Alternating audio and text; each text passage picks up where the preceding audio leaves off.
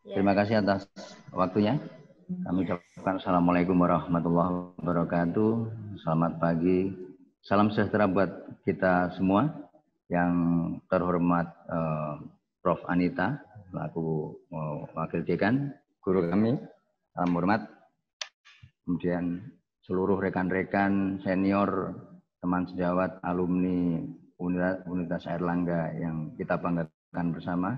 Sebelumnya saya tadi bukan angkatan 97 ya, saya angkatan 93. Jadi saya garis tingkat dari 93 sampai saat ini masih menjadi komting, diangkat sama teman-teman 93.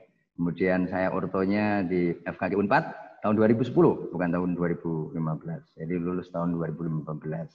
Kemudian saat ini saya menjabat sebagai Komandan Batalion Kesehatan 1 Marinir yang berada di Jakarta mulai tahun 2018. Jadi ini sudah hampir 2 tahun saya menjabat. Nanti akan kami sampaikan, izin hanya sharing saja pengalaman kami karena selaku komandan lapangan di mulai pertama kali COVID-19 itu dikenal dan masuk ke Indonesia, yaitu di Pulau Natuna. Satuan kami dipercaya oleh komando atas untuk melaksanakan tugas yang mulia itu. Ya. Bagi kami tugas adalah suatu kehormatan dan suatu kepercayaan yang harus diemban dengan bagus. Itulah saat pertama kali kita bertemu dengan apa yang disebut COVID-19. Jadi observasi pertama kali ex Wuhan itu di Natuna. Kemudian nanti akan sampaikan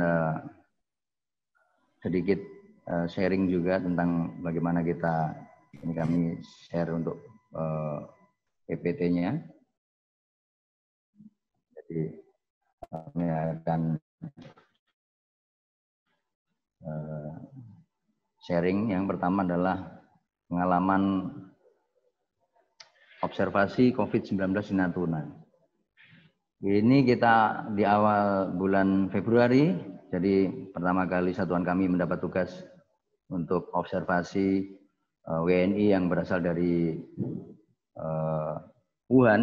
Jadi tentunya namanya pertama kali kita menggunakan APD dan pertama kali di saat orang belum mengenal APD, kita sudah mempunyai APD itu sejak tahun sebelumnya karena kita pernah pelatihan bersama dengan Bapeten sehingga kita mendapatkan APD tersebut dalam rangka pelatihan bionubika. Jadi termasuk senjata biologi kita memakai APD tersebut. Kemudian kita melakukan observasi di Pulau Natuna, memang namanya pertama kali sesuatu yang sangat horor, artinya memang COVID-19 inilah penyakit yang disebabkan oleh virus, sehingga kita juga pertama kali tahu itu sudah tentang tentunya sebagai manusia biasa rasa takut itu pasti ada. Apalagi kita yang pertama kali di Natuna itu bertemu dengan orang-orang yang berasal dari sumbernya virus tersebut, yaitu Wuhan. Tapi hari pertama saja memang kita pakai APD lengkap, artinya memang mereka sudah dinyatakan dari sana bukan positif, gitu. Artinya tetapi tetap saja kita namanya manusia tetap antisipasi. Jadi di sana kita menggunakan APD lengkap pada waktu hari pertama. Kemudian hari berikutnya kita sudah menggunakan agak berani sedikit ya, jadi hanya menggunakan masker, kemudian PDL, sarung tangan, itu artinya bukan APD lengkap lagi. Hari demi hari sampai 14 hari kita kerjakan apa yang kita kerjakan di sana, karena mereka adalah karantina. Memang kita tetap menjaga kontak mereka tidak sesering mungkin, tapi kita juga memberi motivasi kepada mereka karena kita satuan di lapangan, anggota saya juga banyak medis, para medis ya. Tentunya yang kita bawa adalah juga dokter umum, kita juga ada Kemenkes, jadi ada dokter paru ya. Kemudian ada kita juga siap juga ICU lapangan, jadi kita sudah siapkan untuk proses-proses jalur evakuasi ke rumah sakit umum daerah di Natuna. Jadi semua sudah kita siapkan apabila terjadi hal yang tidak diinginkan. Tetapi memang orang-orang ini kan mahasiswa dengan banyak TKI juga dari Taiwan, dari Wuhan itu, dari Wuhan ya. Jadi mereka dalam kondisi sehat dan baik. Kegiatan kita ya olahraga pagi, kemudian ada kegiatan agama, ada konseling, ada kegiatan psikologi juga. Kita sampaikan motivasi-motivasi untuk membuat mereka tidak stres sampai 14 hari itu berlalu. Ya. Kemudian 14 hari itu berlalu, jadi kemudian lanjut, kemudian kita sampai terakhir itu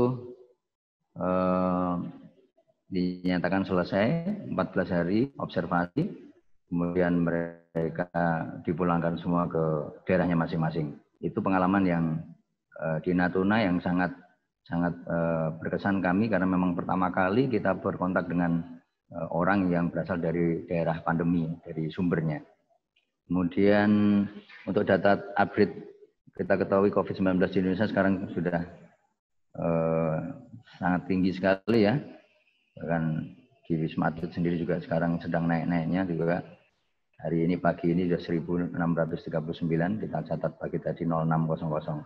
Jadi ini merupakan tantangan kita bersama untuk mengendalikan pandemi tersebut.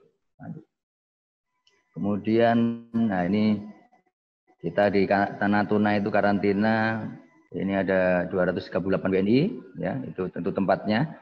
Jadi kita tempatkan di bangsal besar itu, hanggar itu tempat parkirnya pesawat Angkatan Udara ini di Lanut nih. Jadi di Lanut di Natuna Kepulauan Riau kita observasi di sana 14 hari sampai dinyatakan sembuh selesai, kemudian dipulangkan semua dalam keadaan sehat. Lanjut.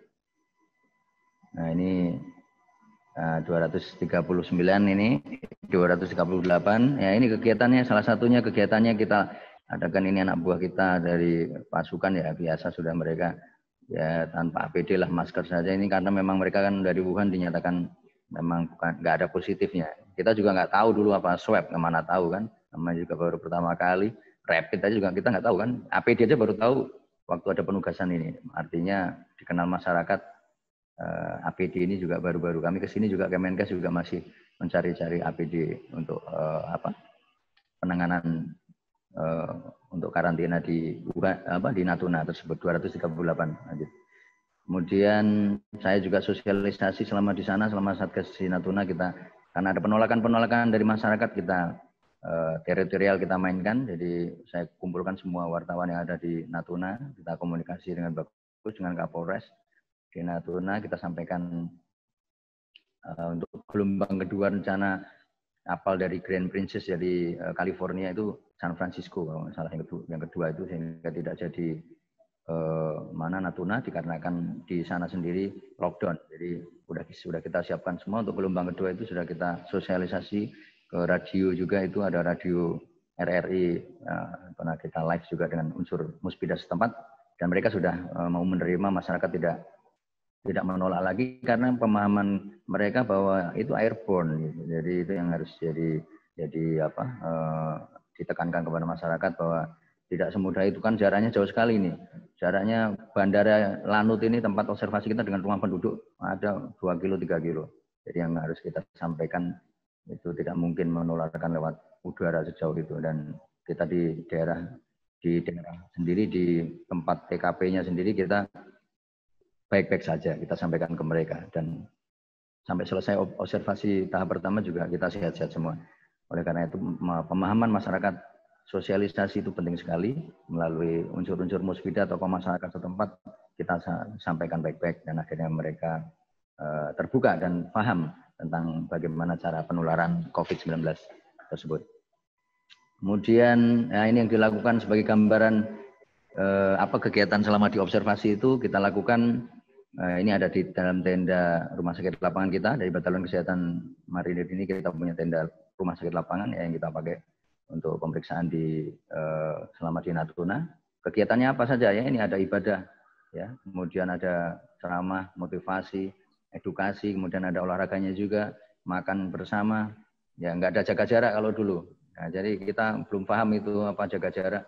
Nah, itu kan belum, itu kan baru-baru sekarang aja. Dulu nggak ada, ini kumpul-kumpul semua nih anggota. Kita juga pakai masker biasa saja, nggak sarung tangan aja nggak pakai itu kan. Artinya memang mereka juga sehat, dinyatakan dari Wuhan tidak ada yang positif. Lanjut.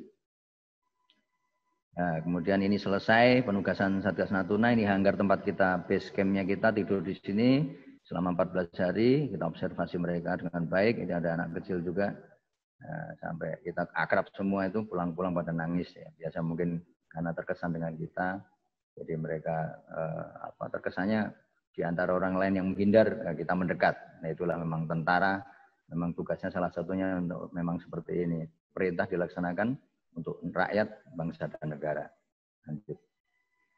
Kemudian ini lanjut kita berangkat dari Natuna, saya dipercaya kembali, satuan kami dipercaya kembali, saya selaku Komandan Satgas di lapangan untuk di Pulau Sebaru. Ini Pulau Sebaru adalah pulau, dilihat di map silahkan, ini pulaunya di Kepulauan Seribu paling ujung. Ya, ini pulau ada tempat pernah untuk rehabilitasi narkotika, jadi sudah lama juga nggak dipakai. Di sana fasilitas serba susah. Kita bergabung dari unsur Kogabilhan, waktu itu adalah Pangkogabilhan Laksamana Pak Yudo yang sekarang jadi Kepala Staf Angkatan Laut. Beliau yang langsung memimpin langsung ke pulau ini. Kami juga in charge di sini selama hampir 20 hari juga di sini. Mempersiapkan semuanya, kita tidur di lapangan. Nah, ini saya yang berdiri memakai ini, saking takutnya ini pakai APD, memakai mas punyanya Zenivika itu mahal itu, 19 juta itu sekali pakai kita buang itu, karena saking takutnya ini yang kita pakai APD di Sebaru ini. Kapal yang datang adalah yang dari Diamond Princess. Kita tahu bahwa kapal pesiar Diamond Princess adalah kapal yang sangat infeksius, di mana positif orang dalam kapal tersebut 700 lebih ya, sehingga ada ABK kapal kita juga yang positif di sana, yang dibawa ke Pulau Sebaru ini, kemudian di screening dia negatif, kemudian positif lagi, ada yang dibawa ke Pulau Sebaru ini. Sehingga ini pertama kali kita bertemu, pertama kali kita bahkan di Jakarta belum ada yang masuk ini. Kasus positif ini kan pertama kali ya di Pulau Sebaru ini yang kita terima dari ABK kapal Diamond Princess ya. Ini di Pulau Sebaru kecil ada 188 ABK yang dari World Dream. Jadi ada dua yang kita observasi, dua kelompok, yang satunya Diamond Princess ya, satunya. Nah, lanjut. Yang ABK World Dream ini mereka tidak positif, mereka kapal yang non infeksius. Jadi kita bagi dua tempat. Perlakuannya pun beda ya. Jadi kita manajemen lapangan. Nah, ini bagaimana susahnya sebagai gambaran di lapangan. Ini tepi Pulau Sebaru, kita menurunkan genset seberat 5 ton. Bagaimana ya, inilah kalau di pasukan ya seperti ini, kita siap semuanya.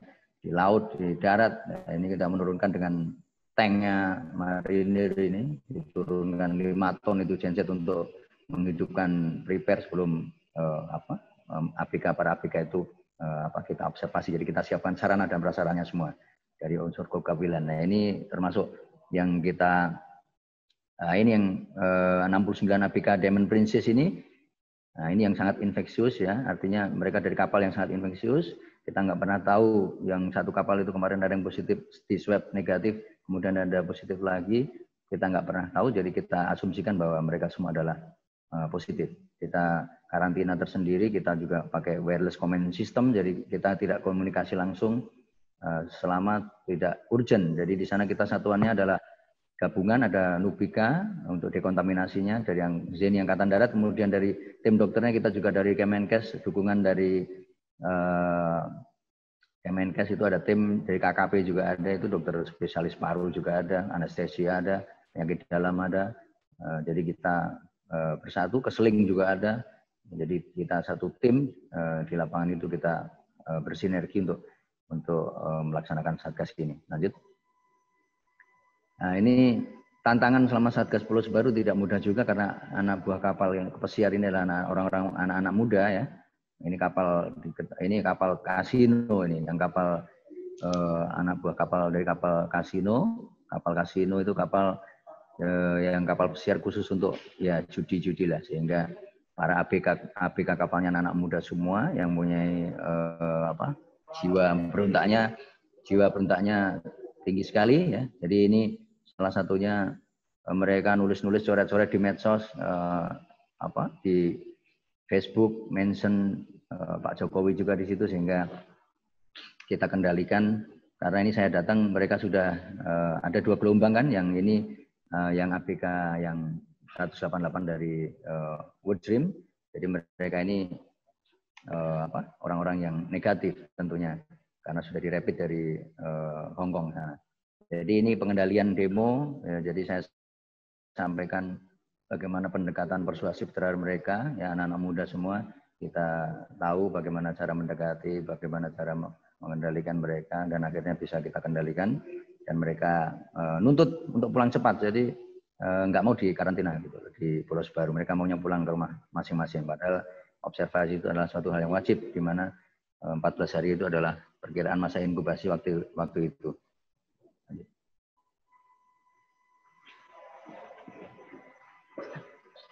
Zoom. Masuk. Kemudian Satgas di Pulau Sebaru ini ya, kita selaku pengendali lapangan ini saya yang memakai bawa toa ini dengan menggunakan topeng dari Zeninubika. Ini saya mau turun langsung ke lapangan untuk menyampaikan ke mereka bagaimana situasi di sini, apa yang harus diperbuat selama di sini, apa yang tidak boleh diperbuat selama di sini. Ya mereka kami tekankan untuk semua dilakukan oleh mereka sendiri, karena kita kasih jatah kita kasih tugas dan tanggung jawab mereka selama observasi. Kami tunjuk 3 komandan peleton untuk melaksanakan pembersih, untuk menjadi ketua tim dalam regu mereka. Bahkan mereka saya sarankan untuk kita arahkan untuk melakukan pemeriksaan suhu sendiri. Kita punya sistem wireless command center, kita punya tenda di luar ini dengan ada CCTV dengan komunikasi 2 arah. Nah, itulah karena prinsip pengendalian penyakit adalah minimal kontak. Ya, kalau kita kontak harus selalu pakai APD lengkap seperti ini, sedangkan waktu itu adalah APD sangat terbatas. Sehingga kita di luar sana, kita pakai PDL seperti ini, tapi di luar area gedung mereka. Sehingga kita kendalikan wireless command center namanya. Ada keluhan apa, kita komunikasi dengan HT dan CCTV. Nah, di situ juga ada dokter paru juga. Ya, dalam satu tim kalau ada keluhan-keluhan apa, baru setelah keluhannya itu sekiranya agak berat, ya dokter baru kita pakai APD lengkap masuk ke area red zone. Karena di situ kita juga bagi area red zone, yellow zone, dan green zone. Jadi pada prinsip untuk pemetaan dari pengendalian penyakit infeksi ini. Ini di Pulau Sebaru. Kemudian ini apa yang kita lakukan di Pulau Sebaru selama observasi seperti ini. Jadi sudah jadi batalion kami sudah melakukan tugas untuk observasi COVID-19 ini mulai dari yang pertama kali di Natuna, kemudian lanjut ke Pulau Sebaru. Kemudian setelah kita alhamdulillah berjalan lancar untuk melaksanakan observasi di Pulau Sebaru dan mereka dinyatakan pulang dengan sehat ya. Dulu swab nggak ada, swab terbatas sekali juga. Tapi 14 hari dinyatakan tidak ada keluhan karena sudah tidak ada keluhan. Ya di lapangan ada juga karena kita konsultan saya walaupun di situ ada dokter paru, saya komunikasi langsung juga ke Sulianto Saroso sebagai Rumah Sakit Pusat Infeksi, Dokter Pombini paru itu kolega saya selama di lapangan untuk komunikasi.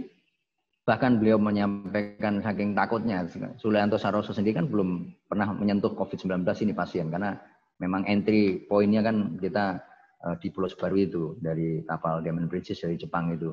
Bahkan beliau sampaikan, dok nanti kalau ada yang batuk-batuk atau diare-diare langsung evakuasi dari Pulau Sebaru ke Rumah Sakit Sulianto Saroso. Sedangkan evakuasi tidak semudah itu kan, memang kita standby 1 helikopter, tetapi kita tahu bahwa untuk mentransporter pasien infeksius itu harus pakai isolated chamber namanya. Kita punya isolated chamber yang pinjaman dari KKP Soekarno-Hatta, jadi kita pakai ke Natuna, pakai ke Pulau Sebaru, tetapi sampai saat ini tidak dipakai. Ya alhamdulillah, karena itu saking takutnya kalau mau transportasi pasien COVID-19 positif harus pakai isolated chamber. Di mana isolated chamber itu seperti tenda evakuasi tertutup oleh plastik seperti itu, terus kemudian ada HEPA filternya untuk menyedot nafas dari orang yang positif, kemudian masuk ke HEPA filter, kemudian menjadi virus itu mati gitu loh, sehingga dia bisa sirkulasi oksigen juga ada di chamber itu. Kita sering melakukan untuk training sebelum penugasan ini. Kemudian Wisma Atlet kita lanjut dipercaya lagi satuan kami dan tim. Kemudian kita ada 3 matra di sini gabungan dengan Kementerian Kesehatan juga, dari relawan-relawan. Kalau Wisma Atlet karena skupnya memang sudah nasional, artinya dengan gedung yang memadai, ya, bisa ribuan pasien yang dirawat di sini, sehingga kita dipercaya lagi menjadi komandan lapangan untuk mengendalikan awal-awal berdirinya, mulai berdirinya dari Rumah Sakit Darurat 19 Wisma Atlet ini yang diresmikan oleh Presiden. Lanjut. Jadi kita tahu bahwa memang pasien yang dirawat di Wisma Atlet ini dari awal berdiri sudah ribuan, ya, dan ribuan juga yang sudah dinyatakan sembuh, dan sampai saat ini kita juga masih merawat masih ribuan juga. Jadi masih pagi tadi update 1.639. Jadi kemarin sebelumnya sempat tertinggi 1.700-an. Ya, saya yakin ini memang karena Jakarta sudah area merah juga, kita untuk siapkan tower 5 untuk kerjasama dengan Pemda DKI karena Bapak Gubernur menghendaki untuk tidak isolasi mandiri di rumah. Walaupun dari Kemenkes KMK 5 revisi yang sudah direvisi bahwa asimptomatis itu boleh untuk isolasi mandiri di rumah dengan edukasi yang bagus. Lanjut. Nah, ini sebagai gambaran UGD di Wisma Atlet. Kita tim UGD, kita mulai awal dari berdiri itu kita kendalikan bahwa bahkan memang masyarakat tahunya pertama kali memang Wisma Atlet sudah siap dengan ICU-nya. Mereka tahunya ada sudah lengkap, tapi kan memang faktanya awal-awal kita belum siap. Jadi memang ada pasien-pasien yang kategori sedang, kategori menjelang berat atau kategori berat, kita rujuk ke rumah sakit di samping di Jakarta sebagai rumah sakit rujukan yang ada ICU-nya. Jadi ini update pada tanggal 14 Juli, 1.144 pasien dirawat Wisma Atlet. Ini pada 14 Juli, sekarang sudah bulan September 1.639 ya. Ada masuk, ada keluar. Ya, kriteria yang kita terima di sini adalah pasien dengan kategori ringan sampai sedang. Sedangkan berat belum kita terima sampai saat ini. Untuk berat perlu ICU di rumah sakit yang satuan rumah sakit rujukan di DKI ini. Ya, saat ini juga lumayan sudah penuh semua yang rujukan untuk ICU ya terutama.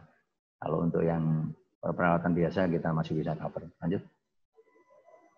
Nah, ini selama ini namanya ambulan namanya tandu chamber isolated transporter ini yang pakai APD biru ini isolated chamber kami lakukan training dulu percobaan itu pasien ada di dalam itu hanya percobaan itu anggota kita yang kita sumbangkan jadi pasien kita masukkan lewat helikopter itu di Natuna kita cobakan dan sampai sekarang harusnya memang aturan awal-awal memang harus pakai isolated chamber transporter yang positif tapi sekarang sudah biasa karena sudah biasa orang ke Wisma Atlet pada naik motor ada yang jalan kaki ya, padahal dia positif COVID ya sudah menjadi suatu hal yang biasa jadi tidak horor lagi. Kemudian ini kami mengendalikan juga ada jamaah tablik jadi macam-macam pasien di Wisma Atlet ini ada ABK kapal yang protes-protes, ada tablik jamaah dari Goa yang maunya sholat jamaah, padahal kan nggak boleh rapat-rapat, nggak boleh salaman.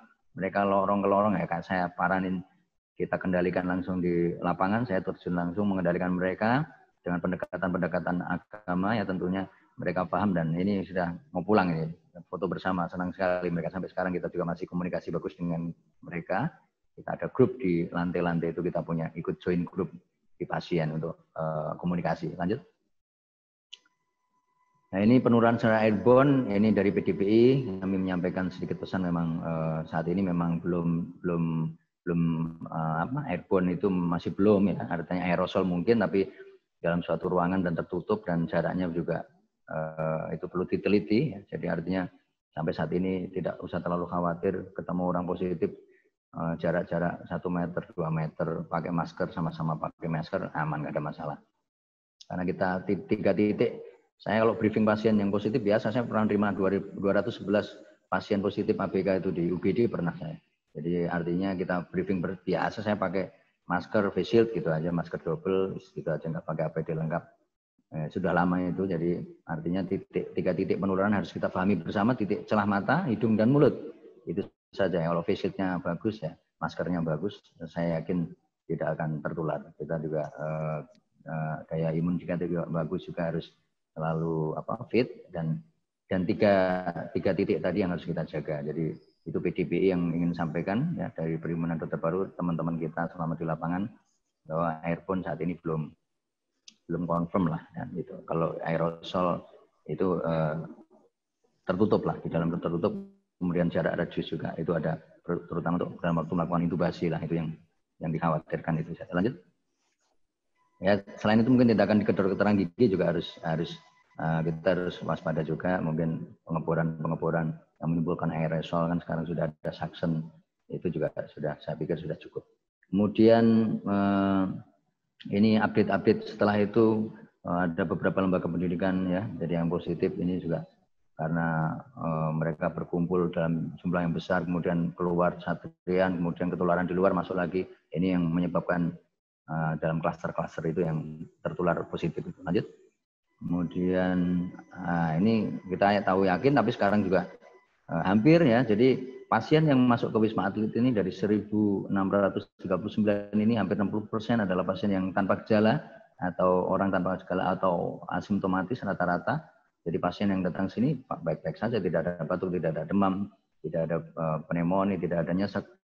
Jadi tidak ada gejala-gejala yang dulu-dulu sering ada, itu sekarang 60% pasien yang masuk ke sini adalah asimptomatis, tetapi 40% masih ada yang bergejala, anosmia atau kehilangan penciuman itu yang lumayan banyak di sini.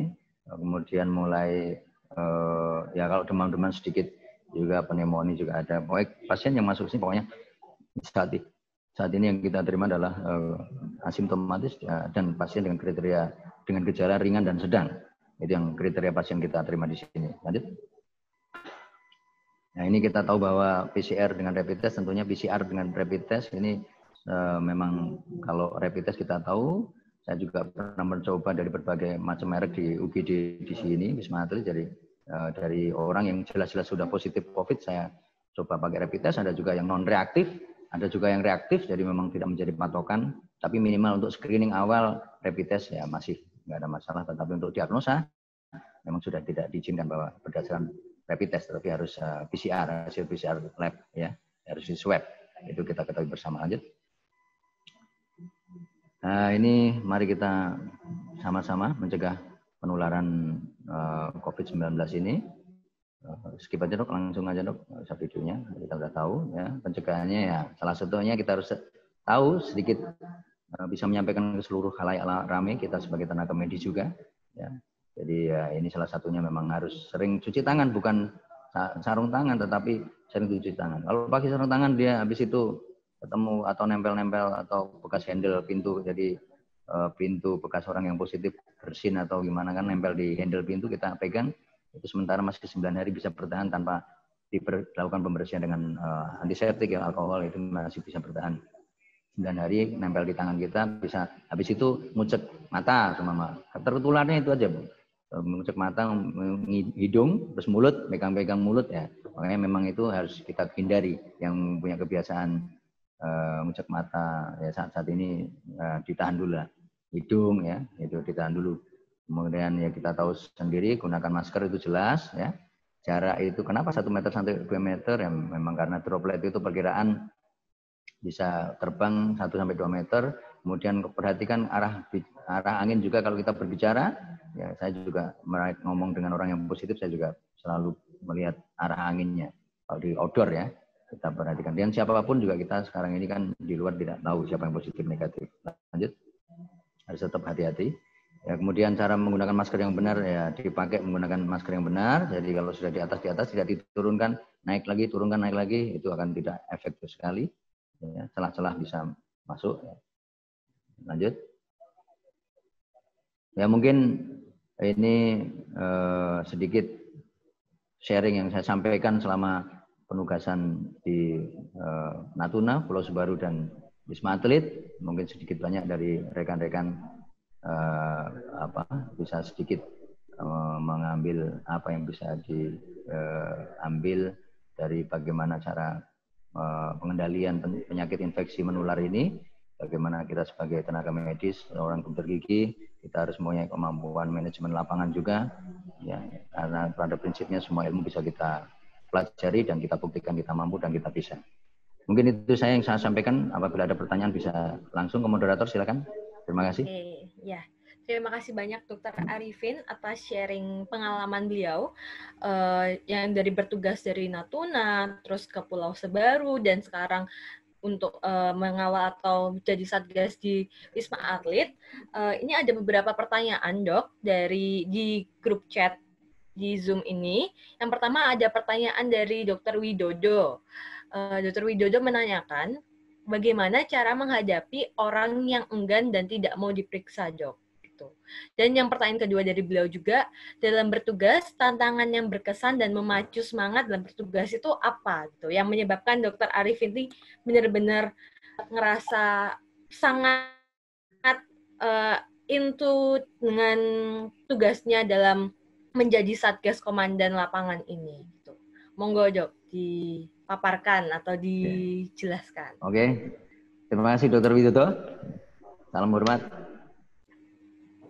Tentunya kita yang pertama adalah kami sampaikan tadi kehormatan, suatu tugas adalah suatu kehormatan, ya, apalagi di era pandemi ini. Dan saya memang hobinya kemanusiaan, saya concern dengan kemanusiaan. Mulai saya memang juga anggota DVI Indonesia, saya juga pernah mengikuti forensik DVI Polri, menjadi tim identifikasi juga.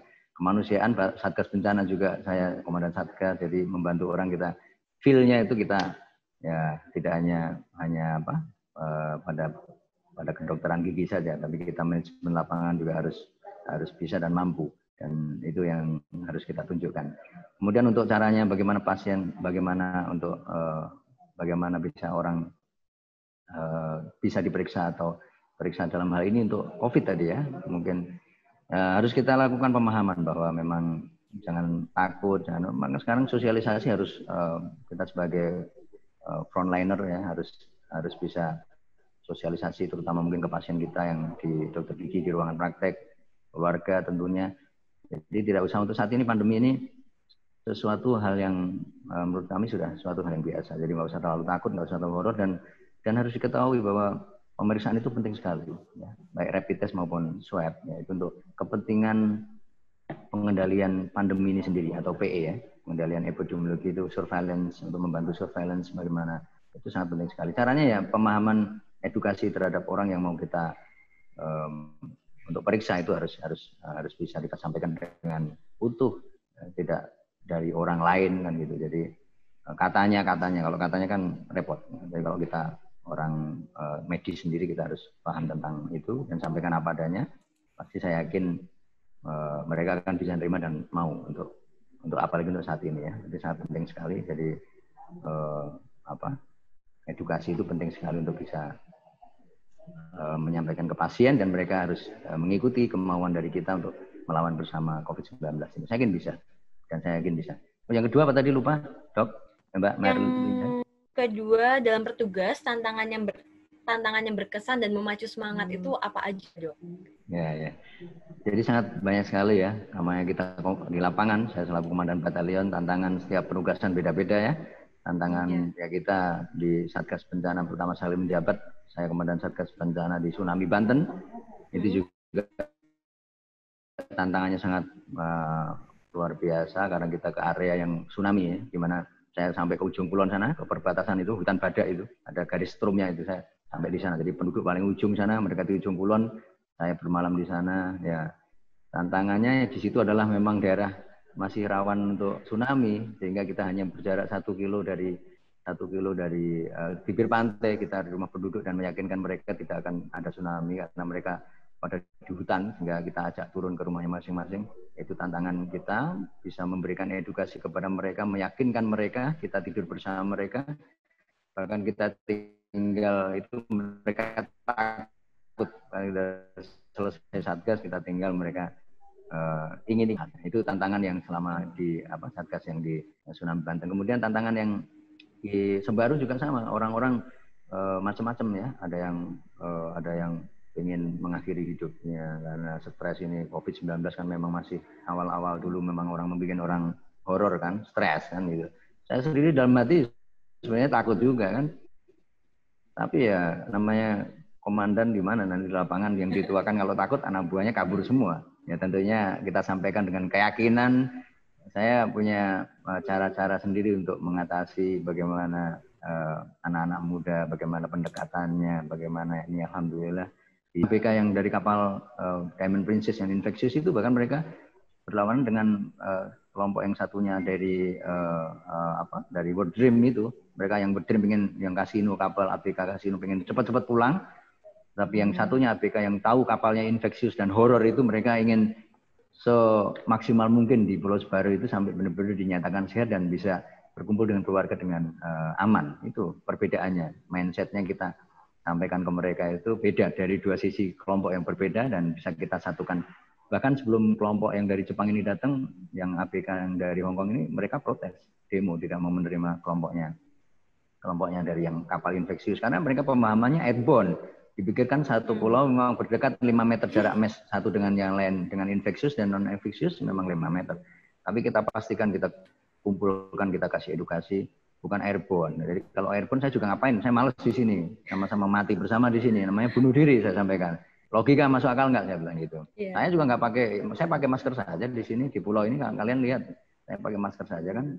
Yang lain pakai APD lengkap ya. Saya dengan keyakinan pakai masker dengan face shield. Saya anggap cukup ya, mereka itulah yang mereka menganggap kita friend, menjadi ini bapak ini bisa jadi teman yang baik, bisa jadi teman curhat yang baik karena namanya di pulau dan mereka sudah lama nggak ketemu keluarga. Kita maklumi psikologisnya, ingin ketemu keluarga. Ada yang ngomong saya sudah 3 tahun nggak ketemu keluarga, ya, salah sendiri di kapal ABK pesiar kan, saya sampaikan seperti itu. Ya memang itu kan konsekuensi kerja. Jadi memang kalian bersyukur dari kapal infeksius itu. Kalian kan yang minta protes-protes di medsos itu, nulis-nulis di media untuk dijemput Pak Presiden, minta jemput. Ya. Sekarang dijemput, udah sampai di sini ngeluh, pengen pulang cepat. Bagaimana? Kan ini kalian mendarat di Pulau Sebaru udah bersyukur, masih diterima di negara Indonesia. Kan, gitu. Karena memang kalian tuh horor, pembawa infeksi kan gitu. Kasarannya kan seperti itu. Mereka baru memahami dan akhirnya kita bisa kendalikan mereka. Itu tantangan. Ya. Oke. Yang lain? Ini ada lanjutan dok, ada dari Dr. Hari Huis Peters yang nanti akan menjadi pembicara di sesi selanjutnya. Beliau sudah mengaktifkan fitur raise hand. Monggo Dr. Hari untuk memaparkan pertanyaannya. Oke, jelas suaranya? Jelas dok. Oke. Jales Viva Jayamahe Dr. Arifin. Salam hormat. Saya salam hormat. Alumni juga dari Angkatan Laut, cuman udah pensiun. Angkatan 88 saya. Oh ya, senior. Yo, sama-sama. Saya salut dengan tugas-tugas Anda yang begitu luar biasa. Saya bangga sekali dengan Angkatan Laut. Ya. Jales Viva Jayamahe. Oke, Dr. Arifin, saya berhubungan dengan nanti topik saya. Saya ingin tanya, kan kita semua agak takut dengan yang tadi Dr. Arifin bilang airborne itu ya. Nah, itu kan ada di Wisma Atlet kan dia ruangan ber-AC kan. Nah, dari waktu pertama kali itu kita harus dengan menggunakan negative room, pakai HEPA segala. Nah, pengalaman Dr. Arifin tuh di sana tuh gimana? Supaya nanti ini berhubungan dengan topik saya. Karena banyak dokter gigi yang sangat ketakutan dan juga pedoman PDGI juga harus sedemikian ketatnya. Nah, itu mohon penjelasan dari Dr. Arifin bagaimana suasana di sana, apa AC-nya dirubah atau ventilasinya dibuka jendelanya biar orang kepanasan di sana. Mohon izin, silakan. Oke dok, terima kasih Dr. Hari, senior kami ternyata. Yo. Ya. Jadi gini dok, memang kita learning by doing juga karena tidak ada satupun di dunia ini yang sudah bisa memastikan tentang virus ini bagaimana mutasi gennya sampai saat ini, kita juga masih mengikuti perkembangannya. Jadi yang dulu lewat tes juga bisa menular, disampaikan dari Wuhan, kita sampai artinya sempat waspada juga, tapi sampai sekarang belum ditemukan itu. Ya, kemudian untuk masalah ruangan, saya pikir ya itu dok, dengan isolated chamber dengan tekanan negatif, ada HEPA filter. Nah, itu memang namanya juga kita awal-awal ya. Sama, saya juga takut-takut, ngeri-ngeri sedap juga kan gitu. Tapi begitu berjalannya dengan waktu ya sampai saat ini ya alhamdulillah kita sehat. Saya bahkan saya diskusi sama mereka dalam satu lantai karena mereka pengen tahu kejelasan mereka selama dirawat ini kok lama hasil swabnya nggak keluar. Itu saya kumpulkan mereka di satu lantai di tower 7 itu lantai 3. Saya kumpulkan ada 60 orang pasien di situ, berdiri semua. Saya sampaikan di depannya, saya masker saja biasa, face shield saja, menyampaikan apa-apa yang komunikasi baik dengan mereka sehingga bisa mereka menerima dan bisa mengerti apa yang harus dilakukan selama dirawat di rumah sakit darurat ini. Jadi untuk masalah ruangan, memang awal-awal kan ruangan harus tekanan negatif ya, dengan HEPA filter kan gitu. Yaitu, tetapi pada fakta dan kenyataannya yang kita sampaikan selama di lapangan ya, mulai di Pulau Sebaru kita ya ruangan biasa saja, AC memang untuk sirkulasi bagus, ya jendela dibuka lebih bagus gitu kan. Karena sampai saat ini kita juga belum tahu pastinya tentang airborne yang dalam satu ruangan AC, tetapi sampai saat ini kan juga belum terbukti kalau cuman tidak ada tindakan yang menimbulkan aerosol kan. Itu pun juga aerosol yang seperti apa juga harus diklasifikasikan sampai sekarang. Jadi saya harapkan rekan-rekan sejawat tidak usah paranoid ya, praktek ya biasa aja dikasih ya APD level APD silahkan menyesuaikan. Kalau ya orto ya kita cuma celemek juga bisa pakai masker, face shield, nggak ada tindakan itu kan gitu. Kalau mungkin konservasi gembur ya silakan pakai tambahan untuk suction itu boleh, pakai exhaust boleh. Tetapi pada prinsipnya sampai saat ini belum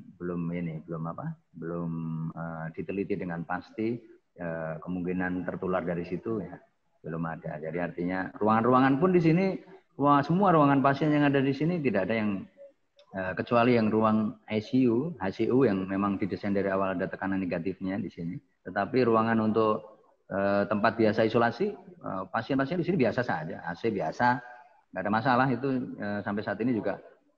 Artinya nakes kita juga pakai APD aman-aman saja. Jadi sudah berjalan mulai bulan berdiri Maret sampai sekarang sudah berapa bulan kan ya. Alhamdulillah. Jadi kriteria ruangan itu tidak sampai saat ini tidak dilakukan di Wisma Atlet ini. Tekanan negatif semua apa enggak dok? Jadi kita ya seperti itu aja lah. Itu ruangan biasa saja bukan tekanan negatif. Kalau mengendaki semua tekanan negatif bisa hanya berapa orang kayak Sulenta Serosa saja punya 11 ya, mereka rumah sakit pusat infeksi ya, cuma 11 orang infeksius ya. Terus yang lain suruh di mana kalau harus ada HEPA filter, suruh di mana kan gitu. Jadi itu learning by doing ya istilahnya. Di lapangan kita juga ada tim dokter PDPI di sini, kita satu tim tiap hari ada morning report, diskusi penanganan pasien ya macam-macam lah. Ada yang pengobatan dengan ini drug of choice sampai sekarang kan juga belum ada. Bahkan juga ada yang sama-sama di isolasi mandiri di rumah, minum vitamin cukup, nggak ada gejala, mereka si swab hari yang sama-sama negatif juga ada. Jadi artinya saat ini nggak usah terlalu parno ya, kita yang penting jaga diri baik-baik. Intinya 3 titik itu. Ya kemudian teman-teman yang praktek di kedokteran gigi ya mungkin ya lebih. Kalau di sini kan dekontaminasinya memang dari proses dekontaminasinya dari teman-teman Zeni Nubika Angkatan Darat yang mulai dari Natuna Sebaru kita memang sudah sepakat sesuai SOP internasional, kita memang pakai cairan detol, ada alkohol, semprot dengan APD-nya. Jadi begitu keluar dari red zone, dari tower yang saya masuk semua ke IGD sampai lantai atas ya visite lah, ngobrol-ngobrol sama pasien, kendala-kendala. Nah, itu saya keluar harus dekontaminasi dengan disemprot APD, semprot basah kita. Jadi mulai ujung kepala sampai kaki, sepatu juga semua. Semprot dekon basah itu disposable memang kan. Habis itu baru kita mandi, kita pakai baju biasa lagi gitu. Artinya yang kita lakukan di sini ya nah, idealnya seperti itu. Jadi APD sekali kalau memang benar-benar ruangan infeksius ya itu memang harus APD itu didekontaminasi dengan benar. Karena teman-teman mungkin rekan-rekan di rumah sakit tertularnya bukan itu, karena mungkin dari APD-nya juga bisa. Habis tindakan intubasi atau bagaimana, terus kemudian cara pelepasannya. Kalau kami di sini karena sudah didekon semua, alkohol, detol, permukaan dari APD kita, sehingga melepas dari apapun kasarannya kita nggak ada masalah. Walaupun sudah ada urut-urutannya, tetapi kalau tidak didekon basah seperti itu, saya khawatir kalau tidak benar melipat itu terus kemudian nempel di tangan, terus kemudian sempat ngucek mata, yaitu hidung. Mungkin sebelum dia cuci tangan dengan bersih, mungkin itu peluang-peluang yang teman-teman sejawat yang di rumah sakit banyak yang tertular, mungkin itu dari segi APD-nya. Tindakan sendiri yakin ya dipilih mengawal lalu mungkin nggak pakai face shield, mungkin ada seperti itu dari pasien bersin atau apapun itu bisa masuk dropletnya itu ke celah mata dan kita bisa tertular. Itu mungkin dok kalau masalah ruangan HEPA filter tekanan negatif saya pikir sampai saat ini juga tidak dilakukan di Wisma Atlet. Itu ruangan banyak banget kan, kita berapa tower di sini, ribuan pasien, 32 lantai, satu lantai 32 kamar, satu kamar dihuni oleh 2 pasien, ya itu kamarnya semua ya biasa saja dok. Jadi so far aman dan alhamdulillah juga buktinya juga pasien pulang negatif semua, yang pulang kan negatif semua. Jadi sekarang ada indikator kriteria pulang itu ada cycle threshold namanya CT. Jadi hasil swab itu kalau CT 35 ke atas, 35, 36, nah itu ke atas pokoknya itu sudah aman dok. Jadi ini sebagai edukasi juga ke masyarakat nanti sampaikan kita sebagai tenaga medis harus tahu. Jadi CT 35 positif, dia masih positif tapi non infeksius. Dengan CT 35 itu non infeksius. Jadi boleh di rumah, sudah boleh isolasi mandiri dan dia tidak infeksius walaupun tetap isolasi 10 hari pakai masker, protokol kesehatan tetap dijalankan tapi itu aman. Jadi kita ini dari PDPI kita kriteria yang di sini pasien pulang positif boleh. Jadi dengan CT 35. Tetapi CT yang masih 29, 20 bahkan 20, 19 itu sangat infeksius, diharapkan memang semua isolasi mandiri pun harus benar-benar di kamar sendiri. Nggak ada masalah isolasi mandiri, bahkan dia lebih banyak yang secara psikologis senang di rumah, dia akan lebih cepat sembuh juga karena psikis mempengaruhi. Begitu masuk Wisma Atlet ribuan pasien horor kan. Ketemu orang, ketemu APD lengkap aja, petugas sudah pakai Google itu kan, pakai APD udah horor dulu dia, stres. Ya, kalau di rumah kan santai, bisa pesan bakso, bisa pesan rujak cingur, ya kan? Wah, kangen sekali saya sama rujak cingur ya kan.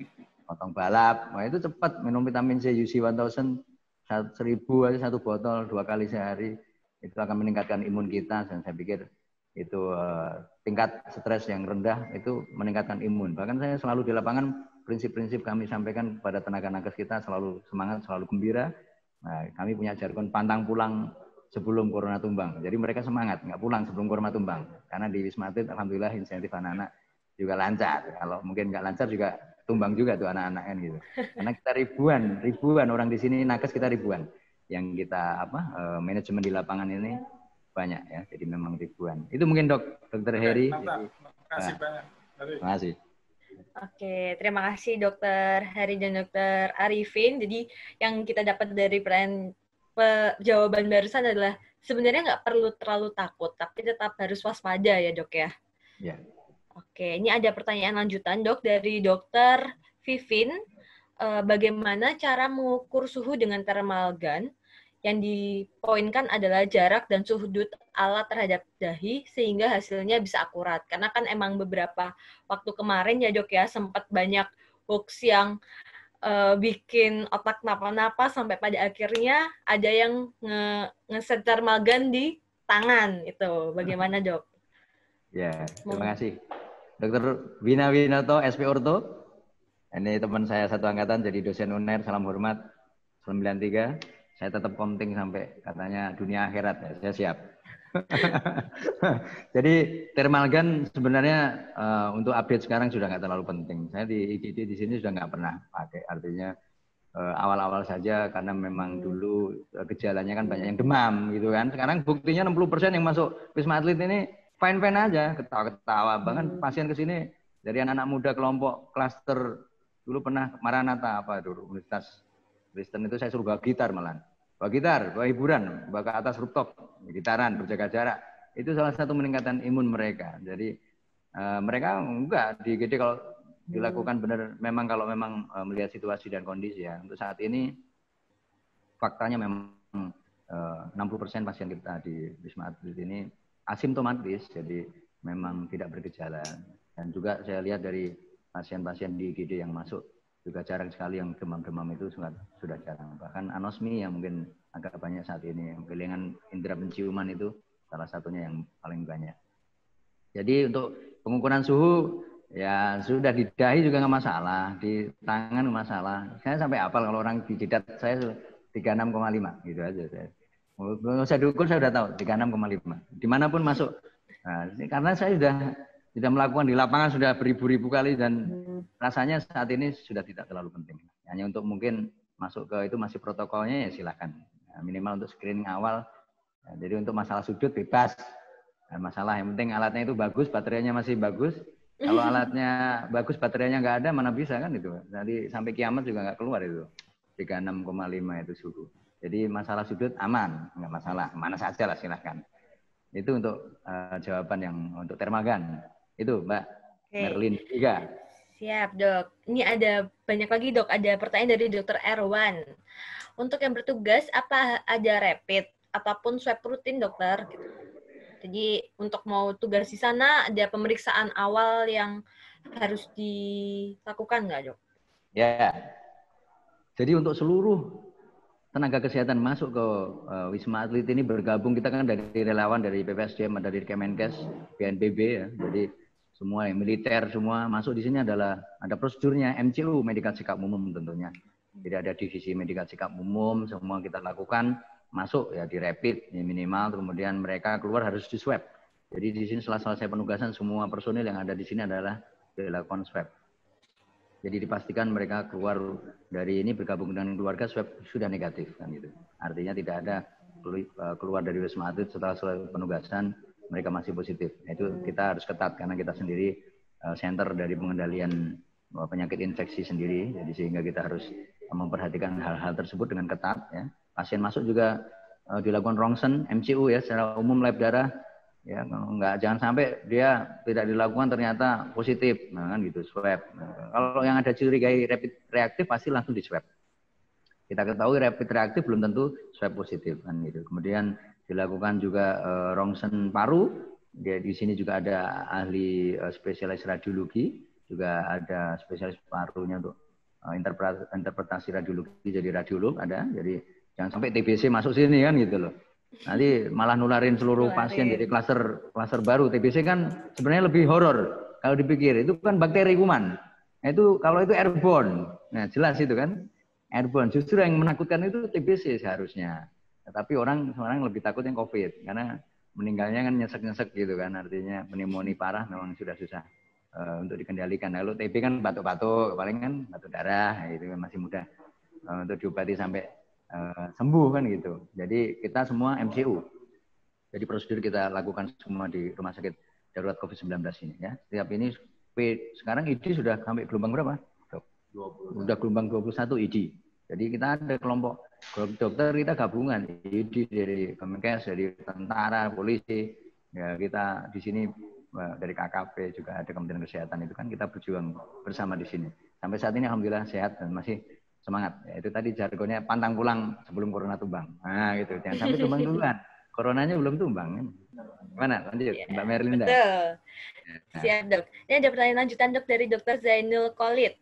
Untuk pasien yang positif COVID, selama ini diterapi apa aja ya, dok? Terus mengingat sampai sekarang belum ditemukan obatnya untuk penyakit ini. Kloroquine. Hubungannya. Ya, memang sampai saat ini drug of choice dari memang sebenarnya viral kan memang tidak ada obatnya kan gitu. Virus influenza ada obatnya enggak kan sampai sekarang, dan dari zaman dahulu kala sampai sekarang masih, karena namanya virus hostnya ada, selama hostnya ada ya dia pasti masih ada kan gitu ya, sampai kapanpun kan, mungkin sampai kiamat baru selesai manusia mati semua itu baru flu hilang.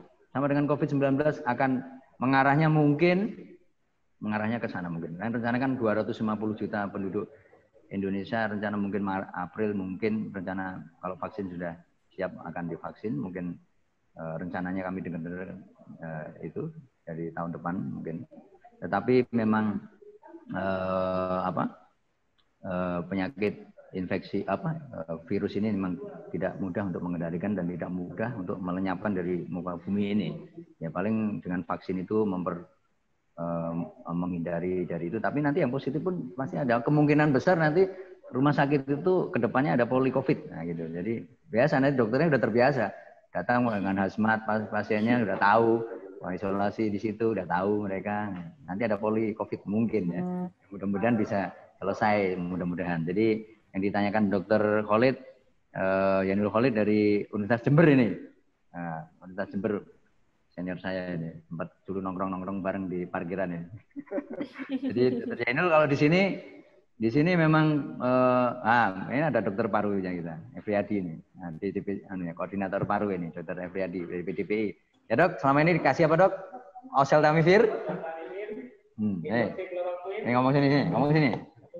Nih dari PDPI. Nah, ini bos parunya nih, ngomong langsung. Nah, apa aja? Jadi kalau kita yang biasa kita kasih oseltamivir, hidroksikloroquine, multivitamin, imunomodulator dan obat-obat lain sesuai dengan keluhannya.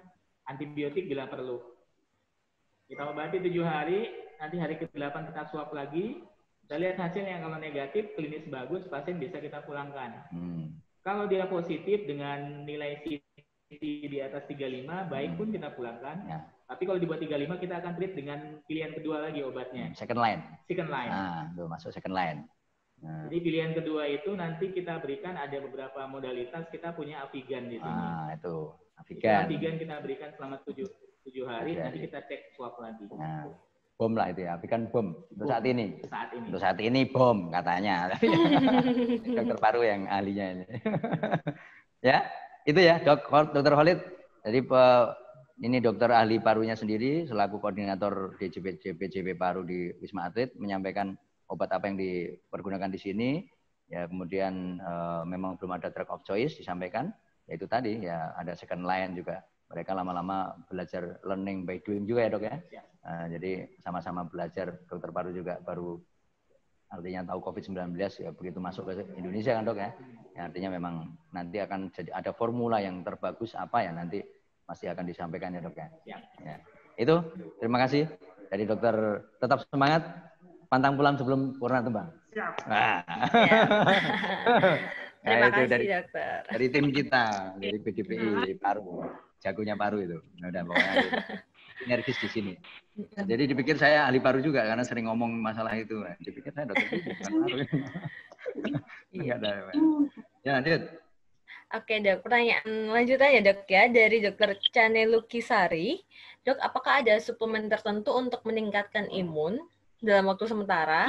Dan yang sebentar dok, saya revisi. Apakah suplemen tertentu untuk meningkatkan imun sementara dok, dan pasti terpapar virus dengan... Oh jadi gini dok, pertanyaannya apakah ada suplemen untuk meningkatkan imun dalam waktu sementara? Kalau misalkan jumlahnya juga ada berapa? Maksudnya dosisnya gitu dok. Oke dokter Chani. Wah ini teman satu angkatan tadi, mana nih dokter Chani tadi? Terima kasih dokter Chani.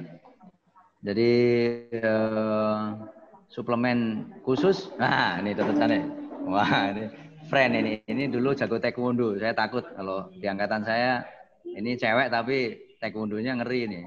Sering ini kejuaraan satu angkatan ya. Satu angkatan. Jadi vitamin yang selama ini di sini ya, terutama memang vitamin C dosis tinggi ya. Memang untuk imun kita itu memang vitamin C dosis tinggi.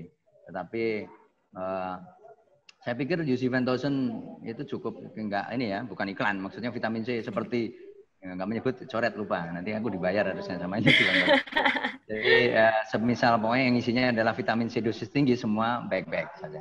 Enggak ada masalah karena kita minum vitamin C dosis tinggi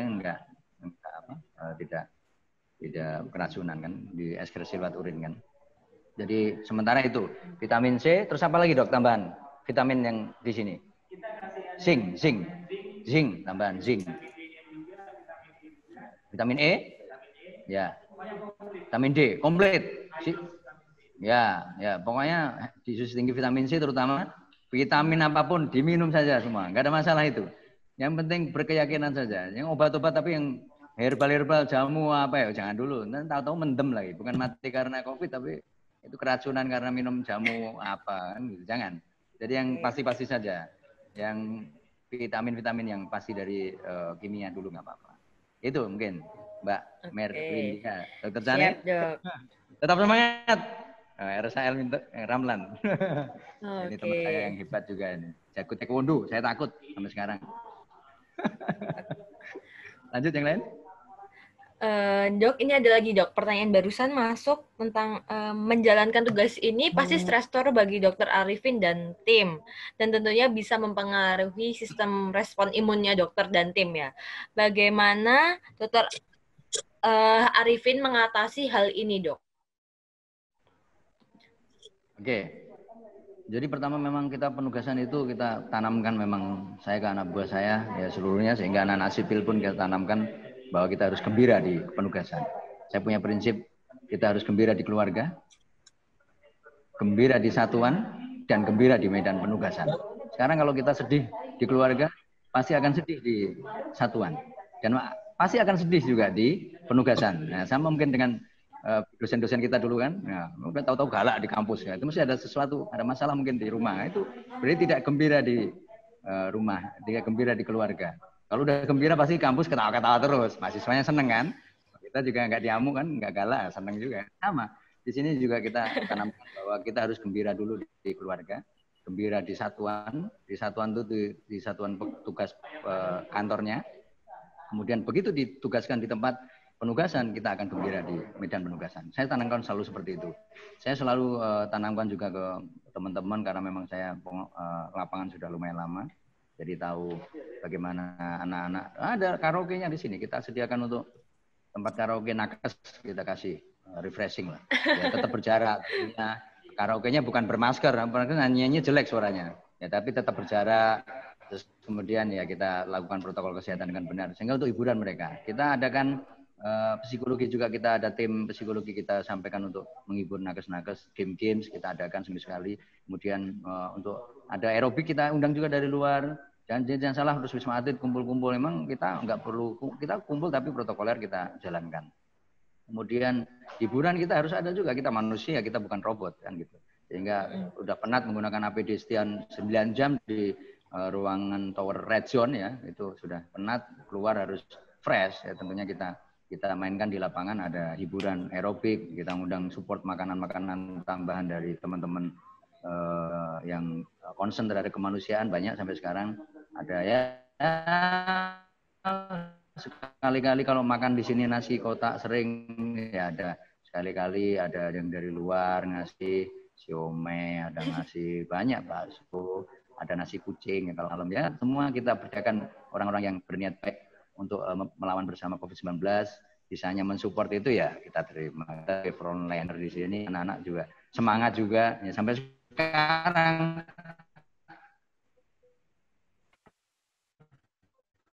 Sampai saat ini masih semangat semua. Kalau saya banyak yang belum tadi punya prinsip gembira di penugasan, pantang pulang sebelum corona tumbang. Nah itu. Tapi kalau insentif nggak keluar, tumbang juga paling itu kan. Nah, itu hal yang manusiawi ya. Pak Ahmad Yuryanto pernah kami sampaikan, Pak Ahmad Yuryanto senior kita dari UNER juga, Pak Ahmad Yuryanto. Saya komunikasi aktif sama beliau, juri berbicara masalah COVID-19 juga, Pak Ahmad Yuryanto. Jadi kami sampaikan dari masalah insentif awal-awal dulu memang sudah ada skepnya, kami tanyakan anak-anak terus kami tanya Pak Yuri. Oh iya Win, ono iku Surabayaan biasa, UNER kan. Ono, tenang aja, kau kerjain bener ya Pak RR, suruh kerjain bener. Insentif mesti metu. Oh siap dok, wah, langsung sampaikan ke anak-anak, seneng. Akhirnya 2 bulan kemudian keluar, nggak apa-apa, penting keluar kan daripada enggak. Ya sampai sekarang alhamdulillah tetap semangat dan insentif masih ada gitu sampai sekarang. Itu mungkin Mbak Merlindika. Oke, siap dok. Ini ada pertanyaan lanjutannya dok ya. Mengingat waktunya sebenarnya kurang 7 menit lagi, ini langsung dijadikan satu ya dok ya. Pertanyaan dari Dr. Olivia Winata dan Dr. Tania, karena sejenis pertanyaannya. Jadi pertanyaannya adalah, apakah dengan kata lain sebenarnya kita tidak perlu memakai hazmat dalam menangani pasien dok? Yang penting apakah hanya desinfeksi pasca penanganan dan mandi sesampainya di rumah? Atau bagaimana? Kemudian pertanyaan selanjutnya, ada info merek atau spesifikasi hazmat yang sudah terbukti waterproof nggak dok? Kira-kira. Iya. Gitu pertanyaannya. Oke. Dokter Tania, Pedo ini, junior kita Pedo 96 ini. Ini CS juga sering nongkrong di parkiran. Ini anak parkiran juga ini. Dokter Tania, ya. Anak parkiran juga dia, gaul. teman kita dulu nongkrong. Oke, Dokter Tania. Jadi sebagai informasi, kalau hazmat kita tidak, pokoknya yang waterproof ya, intinya karena kita dikontaminasi basah ya, setiap keluar dari red zone kita dikontaminasi basah, artinya yang pori-pori yang di dekon basah nanti masuk semua ke baju kita. Pernah dulu donasi, ada donasi namanya donasi yang kita pakai, ternyata habis dikontaminasi basah semua, baju di dalam ikut basah. Nah, itu ngeri-ngeri sedap kan gitu, takutnya virusnya masuk-masuk semua ke dalam ini baju kita. Itu yang tentunya tidak recommended. Yang berpori-pori tentunya tidak recommended. Ya, kemudian yang bahan-bahan yang jas hujan gitu sebenarnya rapat juga, tetapi kurang recommended juga karena panas sekali gitu, sehingga kita menimbulkan kemungkinan untuk dehidrasi ada kan gitu. Kemudian tidak nyaman juga. Ada yang mungkin itu kita punya yang bisa cuci ulang itu dari apa itu? Saya menyebut lagi namanya. Dari Sritek itu juga bagus. Adem itu kami punya, bisa dicuci ulang itu bahan-bahannya. Yang penting pada intinya adalah waterproof. Semprot aja dicoba sendiri, semprot pakai air itu. Ada, datang aja ke tukang cuci mobil itu, minta disemprot pakai sprayernya itu. Ya, mirip-mirip itu. Kalau tidak tembus berarti aman lah. Itu yang selama kita pakai untuk hazmat, untuk menangani pasien. Ya memang prosedurnya kita hazmat masuk ke red zone, keluar dari red zone, hazmat di dekon, basah, kemudian lepas, kemudian mandi, ganti baju, baru bisa masuk ke kamar kita. Sama dengan mungkin yang kalau dokter praktek silakan diperlakukan seperti itu, minimal memang harus rajin. Kalau rapat kepalanya ya nggak usah keramas, nggak apa-apa, tetapi memang kalau ada pori-pori ini lebih bagus untuk menghindari droplet-droplet yang nempel ya boleh lah. Mau setiap prosedurnya, protapnya masuk rumah ya mandi dulu, ganti baju, baru masuk ke kamar baru atau kumpul dengan keluarganya gitu. Itu saran kami. Jadi sebenarnya pada prinsipnya kalau APD lengkap itu sama saja kita tidak kontak dengan orang yang positif. Nah, itu analoginya. Jadi kalau APD sudah cukup lengkap, sama saja kita tidak dikatakan kontak dengan orang positif itu apabila kita tidak pakai APD sama sekali, tanpa masker, kemudian orang positif tanpa masker, kemudian bersin, menghilangkan droplet, kita menghirup dalam radius jarak 1 meter. Nah itu yang namanya kontak dengan orang positif. Nah itu baru yang perlu dilakukan rapid test atau perlu dilakukan swab. Tetapi kita nakes di sini atau kita tenaga kesehatan dokter gigi pakai APD lengkap seumpama jaga-jaga untuk praktek itu ya. Sebenarnya kita secara langsung tidak kontak dengan pasien yang apalagi pasiennya kita juga nggak tahu ya karena tidak di rapid atau di swab, tapi peranggapan pasien kita itu positif boleh, nggak ada masalah. Tapi selama prosedur itu dilakukan dengan baik, itu masih aman lah, nggak ada masalah itu. Pulang praktek, APD-nya di tempat praktek, pastikan plastik kuning, ikat, lakban, kasihkan kemana itu, ke puskesmas atau kemana yang masuk infeksius itulah, kategori infeksius. Itu saja sebenarnya. Nggak ada masalah, nggak usah terlalu horor lah kalau praktek. Percaya diri saja, kita dengan titik 3 celah itu yang utama yang kita protek. Ya pokoknya kalau baju ya bangken pakai celemek atau pakai baju khusus praktek silahkan. Yang melindungi semuanya itu bisa juga. Nggak ada masalah itu untuk hazmat seperti itu kategorinya ya. Lanjut. Oke, siap. Jadi intinya tetap harus waspada ya Dok ya untuk perlindungan diri dan selalu menganggap pasien itu infeksius walaupun kita tidak tahu sebenarnya pasien itu terinfeksi atau tidak gitu. Ya. Oke, ya. Sekian sih Dok untuk pertanyaannya. Mungkin untuk dokter-dokter lain yang ada pertanyaan yang belum bisa terjawab, mungkin kita bisa tanya-tanya lagi dengan Dokter Arifin di sesi lain atau japri ke Dokter Arifin silakan. Bisa ya Dok ya. Kasih aja. Ya. Oke, atau bisa siap. Kita membantu. Ya, itu aja.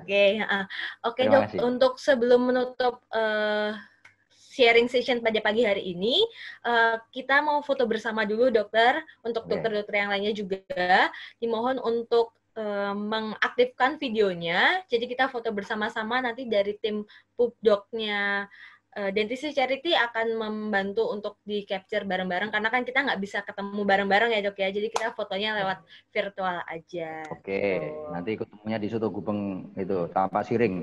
Kalau sudah sama rujak cingur dok tadi. Nah, itu enak sekali. Iya. Oke, ini akan dibantu.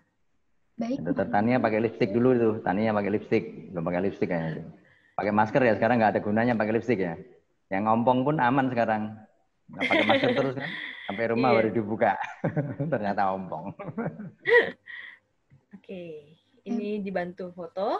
Ya baik, mohon izin dokter, sesuai slide ada 8, saya akan memfoto sebanyak 8 kali. Langsung saja yang pertama, 1, 2, 3. Selanjutnya, yang kedua, 1, 2, 3. Selanjutnya yang ketiga, 1, 2. Tangan gini. Oh, bisa, bagus ini. Oh, kita lawan bersama COVID-19. Oke, baik. Selanjutnya yang keempat, ya dok. Gimana? Erlangga gimana Erlangga? Bukan gini ya? Apa Erlangga? Erlangga A. A. 1. Ya udah gini. Nah, kita lawan bersama COVID-19. Oke, saya ulang. 1, 2, 3. Selanjutnya, 1, 2, 3. 1, 2, 3. Yang Nah, ketiga. jempol. Untuk UNER, jempol. Erlangga, FKG, jempol. Oke, 1, 2, 3. Yang terakhir ya dok. Yang terakhir apa ini? Bingung saya. Oh ini apa ini? Kita ini kemanusiaan. Apa? Saraheo. Saraheo, oke. Oke, 1, 2, 3. Baik, sudah cukup. Terima kasih dokter. Kembali ke moderator. Oke, terima kasih. Siap. Terima kasih. Ya, terima kasih banyak Bunga. Terima kasih banyak juga Dr. Arifin atas sharing session-nya pada pagi hari ini. Kebetulan habis ini Dr. Arifin ada tugas ya dok ya ke Wisma Atlet. Jadi beliau emang harus mengakhiri lebih cepat daripada yang seharusnya.